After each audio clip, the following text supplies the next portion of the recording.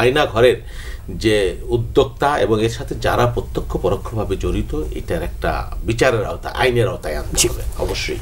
ভারত যে তাকে অন্যায্যভাবে অন্যায়ভাবে আশ্রয় দিয়েছে, দুনিয়ার কোনো দোষ দেয়নি।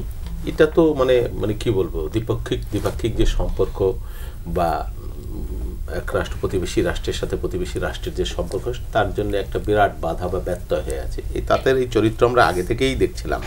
হ্যাঁ, যে বাংলাদেশে তাদের একজন বলা যায় বিশ্বস্ত ভিত্ত ছিল শেখ হাসিনা। তিনি যা চেয়েছেন তার চাইতে, তারা যা চেয়েছেন তার চাইতে অনেক গুণ তাকে দিয়েছেন, এটা স্বীকৃত, হাসিনা নিজেই বলেছে। তো এখন তাদের সেই ভিত্তর ভয়ানক বিপদ কে আর তাকে জায়গা দেবে? ভারতই দিয়েছে, এবং শুধু জায়গা তো দেয়নি, সেখান থেকে বাংলাদেশে একটা আবার অস্থিতিশীল পরিবেশ তৈরি করবার জন্যে তাকে পরিবেশ করে দিচ্ছে। এবং শুধু তাই না, তারা বাংলাদেশ বিরোধী নানান ধরনের প্রচারণা, প্রোপাগান্ডা, তাদের মিডিয়ায়, তাদের রাজনৈতিক ব্যক্তিত্ব, তাদের কূটনৈতিক যে আচরণ, এবং আমাদের এখানে এই ত্রিপুরায় আমাদের উপহাই কমিশনের যে নগ্ন হামলা, এবং প্রতিনিয়ত তাদের এই গণমাধ্যমে যেই ধরনের কি বলে অস্থিরতা, যে ধরনের বিদ্বেষ, যে ধরনের সাম্প্রদায়িক পরিস্থিতি তৈরি করবার জন্য চেষ্টা করা হচ্ছে, এটা খুবই নিন্দনীয়। এটা ভারত বাংলাদেশের সম্পর্কের জন্য, এখন যদি তারা হাসিনা আর আওয়ামী লীগের সাথে শুধু সম্পর্ক করতে চায়, দীর্ঘদিন যাবৎ আমরা এই কথাগুলো বলে আসছিলাম। আমাদের তো অনেকগুলো ইস্যু আছে ভারতের সাথে, অনেকগুলো ইস্যু। আমাদের চুয়ান্নটি অভিন্ন নদীর ইস্যু আছে, পানি আমাদেরকে ন্যায্যতা নাই, হিস্সা নাই, তারপরে বাণিজ্য বৈষম্য আছে, মারাত্মক ঘাটতি, তারপরে আপনার এই সীমান্ত হত্যা আছে, ভয়ানক ব্যাপার, এই যে বিষয়গুলো রয়েছে। তারপরে আপনার প্রতিনিয়ত 5 আগস্টের গণ অভ্যুত্থানের পরে বিএনপির সাথে ভারতের সম্পর্কের রসায়নে কি কোনো বদল এসেছে? না, বিএনপির সাথে রসায়নের কোনোই বদল হয়নি, বা বদল হওয়ার কোনো, আমরা বরাবরই ন্যায্যতার প্রশ্ন করছি, মর্যাদার প্রশ্ন। বাংলাদেশের ন্যায্যতা এবং মর্যাদার প্রশ্নে বিএনপি কখনো এক বিন্দু ছাড় দেয়নি, কাউকেই দেয়নি বা দিবে না, এটা আমি দৃঢ়ভাবে আপনাকে বলতে পারি।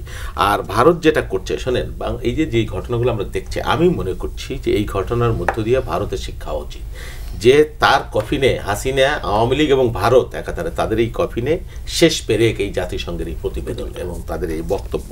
আমরা ধরেন হিটলারের গ্যাস চেম্বারের কথা শুনেছি, ইতিহাসে পড়েছি, তারপরে গুয়ান্তানামা বে সেটার গল্প আমরা জানি, কিন্তু এটা তো একটা ভিন্ন ব্যাপার। এখানে গুম করে আয়না ঘর, আমি ধন্যবাদ জানাই যে তাসনিম খলিল, যিনি আমাদের এই নেত্র নিউজের, আর এই যে জুলকার নাইন শাহের, তারা যে আমাদের আল জাজিরা টেলিভিশনের প্রথম এই আয়না ঘর, তার আগে তো আমরা জানতেও পারতাম না, জানতাম যে আমাদের সহকর্মীরা হারিয়ে যাচ্ছে, ফেরত আসছে না, কোথায় চলে যাচ্ছে, কি হচ্ছে, কিছুই জানতাম না।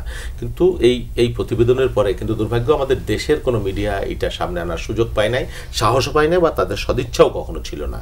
এই ভয়ানক বাস্তবতার মধ্যে দিয়ে আমরা দিনতিপাত করছি। যাই হোক, এখন যেটা হলো, উন্মুক্ত হলো, এবং এই ঘটনা শুধুমাত্র দেখতে পারলাম আমরা, ঠিক আছে, late is better than never একটা কথা আছে, দেরিতে হইলেও এটা হলো।